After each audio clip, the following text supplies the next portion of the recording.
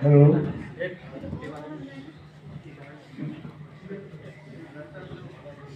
পূর্ণ ব্রহ্ম শ্রী শ্রী হরিচাঁদ ঠাকুর, জগৎ মাতা শান্তি ঠাকুরানী এবং উপস্থিত ঠাকুরের সেবাজন ভক্ত মায়েরা সকলের চরণে প্রণাম জানাই।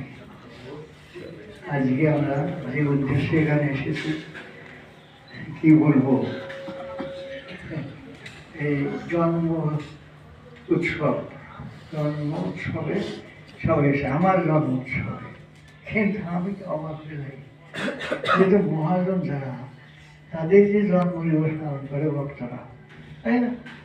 এখন সেই যোগ্যতা তো আমার নাই, আমি মহাজন না, আমি বুঝিনি ভালো। অথচ এই যে ভক্তরা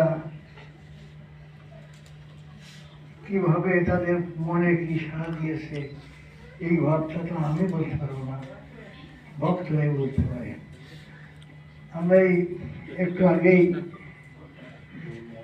নতুন গ্রাম গিয়েছিলাম, তারাও আহ্বান করেছিল, তারা এরকম জন্মদিবস পালন করছে, বহু লোক হয়েছিল। তাদের আরো করছে, শুভ কল্যাণী শুভ করছে, এদিকে দিকে করছে। এখন কথা হচ্ছে কি বলবো, আমার তো কিছু বলার নাই। আমি আমার জন্ম উৎসব হবে, আমি ছোট থাকতে এত বড় হয়েছি, আজ পর্যন্ত কোনো জন্ম উৎসব হয় থাকে নাই। এখন এইখানে সেই 2-3 বছর হচ্ছে জন্ম উৎসব করা হচ্ছে, কিন্তু আমি তো অবাক হয়ে যাচ্ছি যে কেন করে মহান ব্যক্তিদের জন্ম উৎসব পালিত হয়। এটা আমি তো তত মহান না। তবে একটা জিনিস বুঝি যে মানুষে মেশা মানুষের ধর্ম, সৃষ্টির মাঝে স্রষ্টা ইয়াই ধর্ম। এই যে মানুষের সঙ্গে একটা মানুষের মিলন হয়, এটা ধর্মের কাজ। আর ধর্মের মূল হচ্ছে ভগবান, ঈশ্বরকে আমরা দেখে নিয়ে নাই। হরিচাঁদকে দেখেছি, যার মানে এখানে কোথায় আমরা দেখি নাই, আমার পূর্বপুরুষ তারা দেখেছে, কিন্তু তার না আজীবনকাল বেঁচে থাকবে। কিন্তু যে অবতার, রাম অবতার, তার স্মৃতি উপলক্ষে, তার জন্ম উপলক্ষে ভক্তরা করতে পারে, কিন্তু সাধারণ মানুষের জন্ম পালন করে, এটা দেখছি। কিন্তু তবে আমি কিছু, আমার কিছু ভাবনা বুঝি, এই যে ভক্তরা যে সবাই পরস্পর এই যে ভক্তিমূলক ভাব নিয়ে এই মন্দির প্রাঙ্গণে এসেছেন, এতে আমার চেয়ে আমার ঠাকুর বেশি সন্তুষ্ট। ভক্তদের না হলে ভগবানের ভালো লাগে না। তিনি ভক্তাধীন ভগবান, ভক্তদের সবচেয়ে বেশি ভালোবাসে। জ্ঞান যোগ ভক্তি, জ্ঞানীতে ভগবানকে পায় না, যোগীতে ভগবানকে পায় না, পায় তারা ভক্তেরা। এই আপনারা কিছু বলেন না, জ্ঞান চর্চা সাধন ভজন কিভাবে করছে কিছু জানেন না, কিন্তু আপনাদের ঠাকুর ভালোবাসে।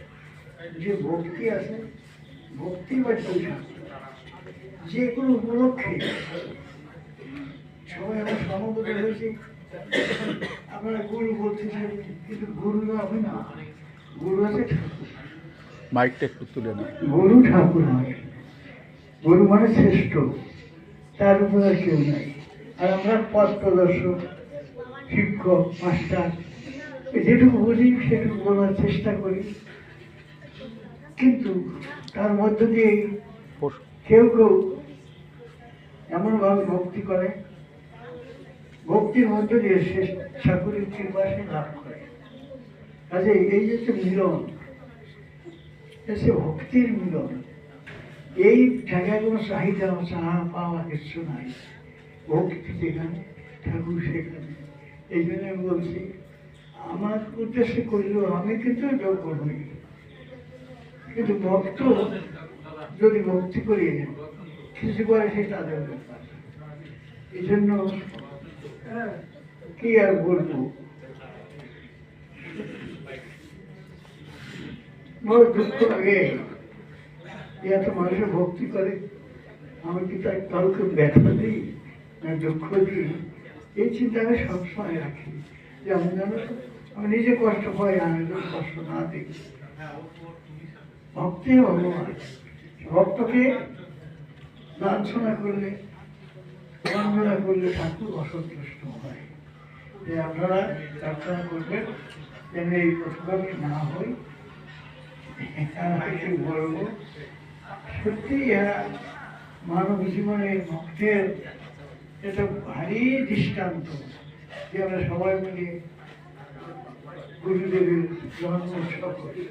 এই জন্ম উৎসব মানে মিলন, এটা কত জায়গাতে মানুষ এসেছে, এটা মহামিলন হয়। আর এখানে কারোর সাথে ঘৃণা ভাবনা নাই, সবাই ভক্তিতে নেই, ছোট নাই বড় নাই, সবাই সবাইকে ভক্তি করছে। এই ভক্তি বৃদ্ধি হয় কিসে? ভক্ত সঙ্গ মিলে। এই জন্য মাঝে মাঝে আমরা করি, আমার মনে হয়। যাই হোক, কথা আমাকে একটু দেরি হয়ে গেছে, তা ক্ষমা করবেন। 4-5 জায়গায় আমাদের স্বার্থে এসে কিভাবে আমার কথা আছে, তাহলে এই কাজটা করে চলে আসবো তাড়াতাড়ি। ও যে বাড়ি কিছু প্রথম সে পিঠিয়ে বানাইছে, ভালো ভালো খাবার তৈরি করছে, একেবারে অনেক ভাগে কম। হ্যাঁ, এইরকম ভোগ সব জায়গায়, মানে কি করা যায়? এই জন্য আমাকে দেরি হয়েছে, আর কি বলবো। ঠিক আছে, এবার আমরা কেক কাটি। হ্যাঁ, ধ্বনি দাও। জয় জয়